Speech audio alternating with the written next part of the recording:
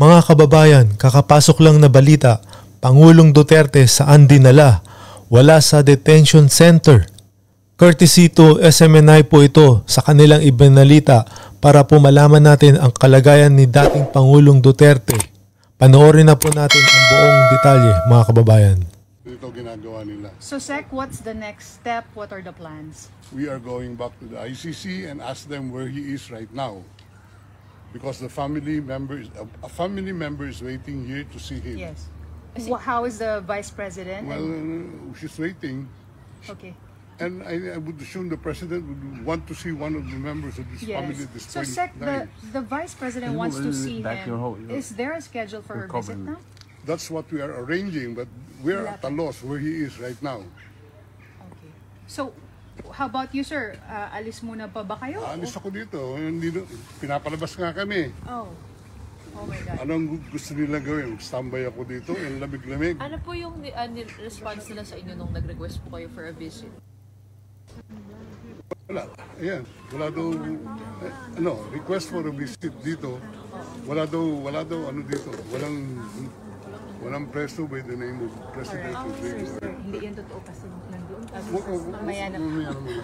Pero sir, the embassy said that you're allowed a visit. Ano kayang pinagmumulan nun? Hindi.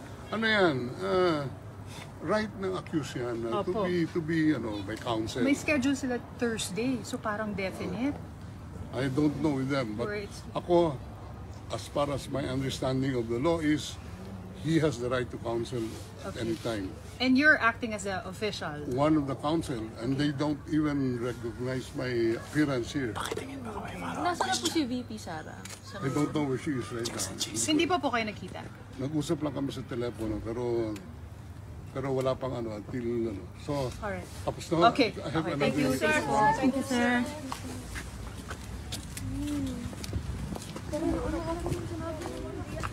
Kasama naman kayo.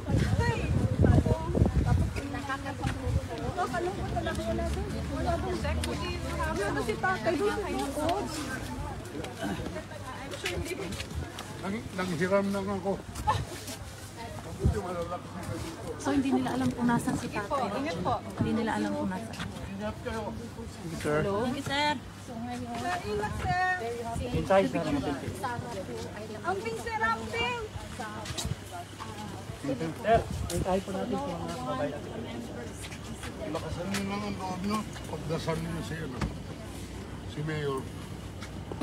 Thank you, sir. Ingat, sir. Yan, mga kaibigan.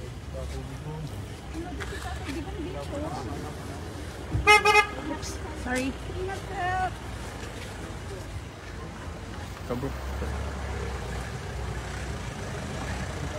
Salita bro kasi ikaw nakakalam din sa sinabi.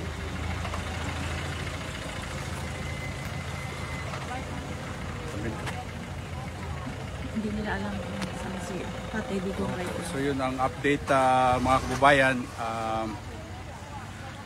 Sa ngayon hindi po alam kung saan si President Duterte, si former President Duterte. Actually this is the penitentiary and the facility where we are informed na nandito siya, pero although nabigyan si Secretary ang kanyang legal counsel, isa sa mga legal counsel ng permission para ma-visit si President Duterte, pero ayon sa mga gwardiya ay wala daw pong Rodrigo Duterte sa loob ng penitentiary.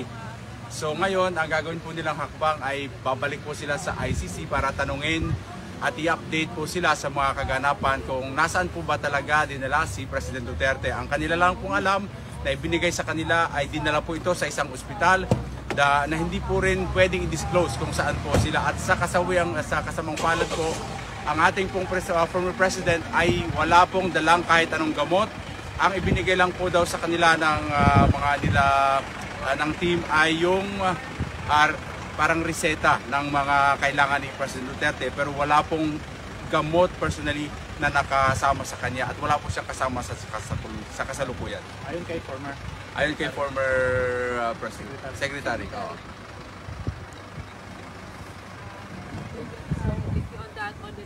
So yun po mga kaibigan, ang ganap po ngayon dito sa lugar na ito kung saan dito po dapat dadalhin si former President Tatay Digong.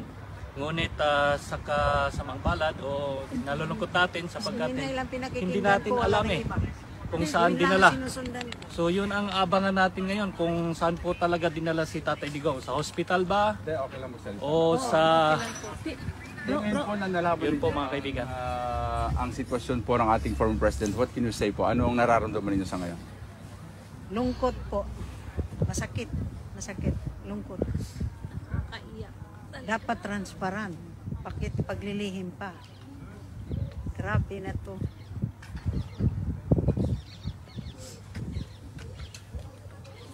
Sobra. Sila ate, walang Ma'am, may mensahe ba kayo sa ICC? ICC po sila, known as Court para sa Human Rights. So dapat equal lang po. Si Tatay Digong, naging presidente po ng Pilipinas. Parang kaya nga po tatay ang kanyang ang naging parang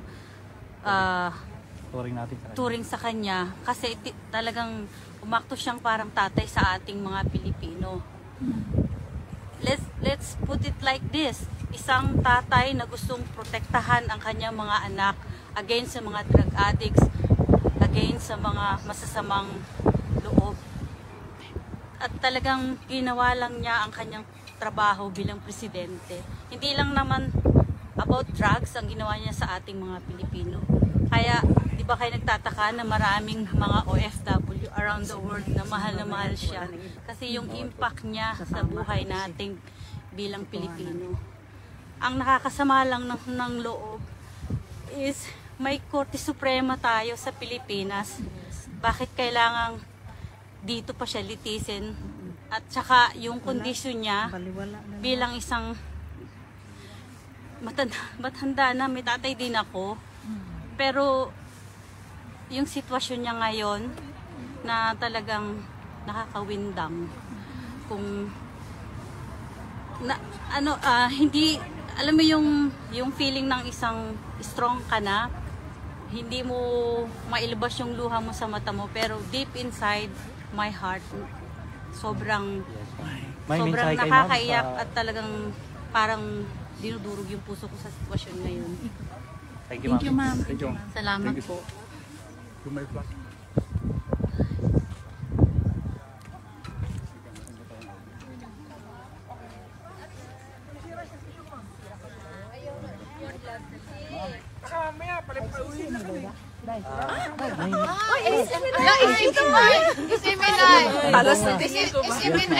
So ngayon, update lang po kasi nalaman natin ang sitwasyon ngayon ni Tatay Digong according kay former President. Ano pong mensahe nyo sa ICC? Gusto na namin umiyak po. At ang gusto namin gawin sa mga Pilipina dito kasi galing pa Germany sila, mga nurse po. Madaling araw nandito na kami. Duty pa yan kagabi. Duty pa sila kagabi. Ako galing pa kami ng Belgium. I'm ex-Mayor Lustan of Cabacan, Cotabato during the term ni President Duterte as mayor in Davao City. Kasama ko siyang as mayor. Andito po ako sumusuporta at maaga pa kami, andito na kami sa facilities na sinasabi nila na andito si President. Dumating po si A.S. Medeldia and one of the lawyer and isang Pilipina from Philippine Embassy, and they said that the President is not here, but in the morning we are here, we are trying to have an email, an appointment to get inside, and they said andito si President, but when Medeldia arrived, they said the President is not here. Si Presidente po, andito ang kanyang nurse, wala po siyang medical attention, hindi namin alam ano ang ginawa dahil kinidnap siya galing sa Pilipinas. Siya lang mag-isa doon sa ambulance, and then ang aide niya andito, hindi siya kasama.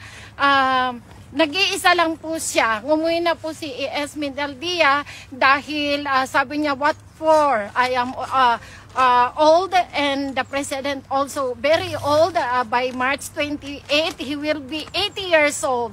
And he's a Filipino. He must tried in the Philippine court. malungkot kami.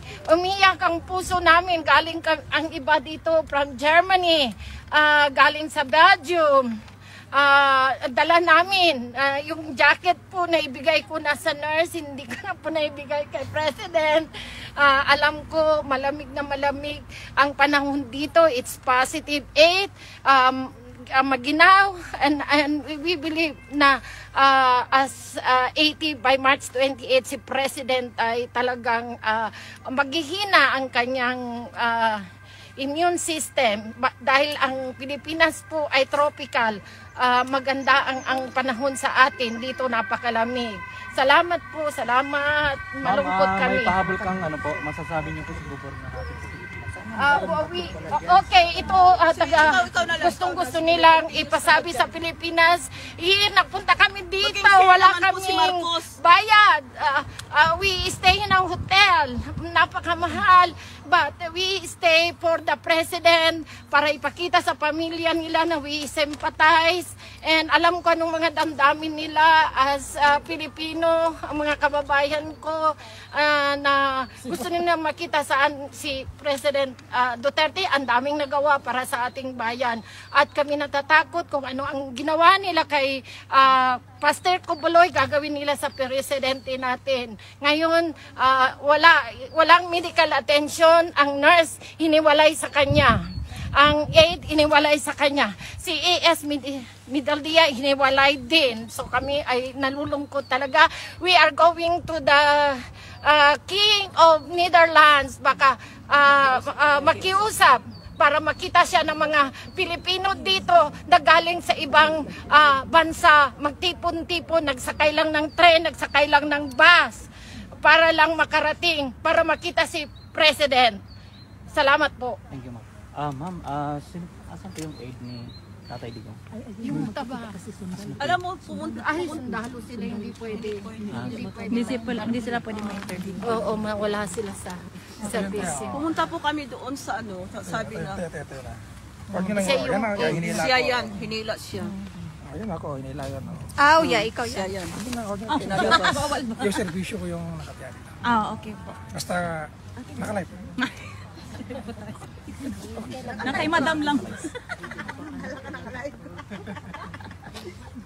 Kudos kami sa mga SMNI. Malapit kayo sa amin. SMNI talaga kami. Kayo lang inaway ko. PDP laban po kami, solid. What is that, ma'am? We was there, tapos nung pumunta po kami doon, sino yung bibisitahan daw namin? Wait lang po. Sige. Galing kami doon sa... Explain lang po siguro, ma'am, yung papel na hawak ninyo. Dito ka lang harap kay Sir Anton. Main office, yes. Main office. Ano po yun, ma'am? Sa main office, galing kami doon. Sabi namin na mag-visit kami kay Duterte. So, inano namin yung pangalan lahat. Tiningnan nila sa computer, nandito na daw. So, naglakad kami from there, going here. Nagpo kami ng 5 minutes, 3 minutes ha? 5 minutes. So ito yung binigay. So sabi nila mag-email daw, tapos mag-call. Hindi naman namin wala namang So ito yung binigay para yung guide lahat para makapasok kasi pwede makapasok ang 5 person to meet to sa loob. Sabi nila doon, sabi, are you sure sir na nandoon? Sabi niya, nandun na po siya. She have a room there. Pero nung lumabas po yung sino yung former? Yes, Midaldia. Yeah? Sabi daw ng mga security guard, wala daw Duterte sa loob. Hindi rin nila masabi kung saan si former Hindi rin nila masabi kung nasa. Hindi nila sinasabi. So we don't Hindi nila believe sinabi kung nasa hospital. Hindi rin sinabi. Yun ang hindi maganda po sa atin po. Napakasakit po para kay PRD. Parang tinago nila. Tinago po nila. So ano pong panawagan natin ngayon, ma'am, para sa si Marcos naman po, ng ating... bilang isang Pilipino po, maging fair naman po siya. Hindi naman po may libing yung tatay niya kung wala si Duterte. Sana wala na sila sa politiko kung wala din si Duterte, no? Ako Bisaya talaga, yung Tagalog namin is Bisaya na lang tayo. So matagal na kami dito sa Belgium.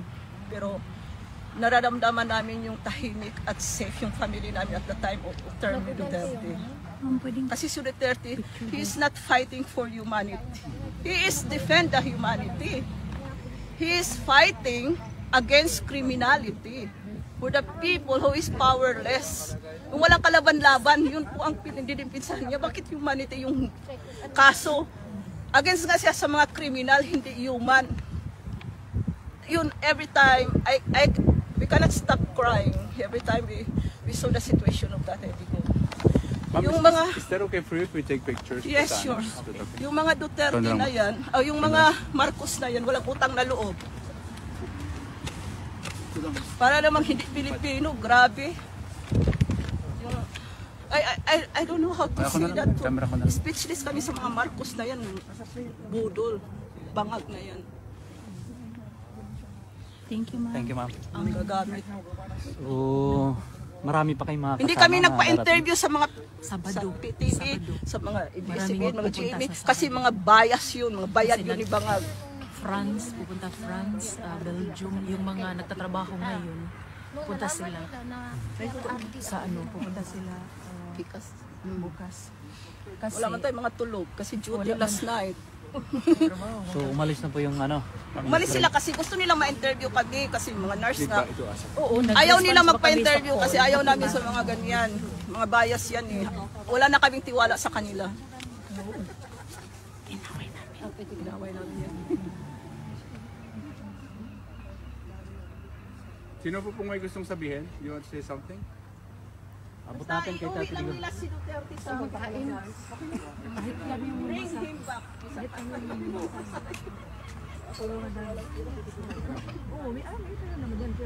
Dahil sa pagmamahal naman. Mahal lang talaga namin. Hindi na magbabayad ng ticket.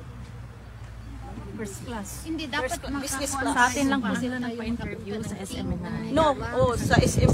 Trusted ang SMNI sa mga OFW. ABS at CBN. Only SMNI. Nakakabalita ng totoo. Kayo lang po ang nagbabalita ng totoo. Thank you, ma'am. You can say loud po kung anong ayaw niyo sa kabila. Huwag nandun sila sa kabila. Pag ganyan. 3 times kami balik-balikan. Ayaw niyo magpa-interview po. Sabi naman namin na wala na po kaming tiwala sa inyo. Wala kaming tiwala sa inyo. Sinabi ng Pro Duterte kami ha. Wala kaming tiwala sa inyo. Sabi ko.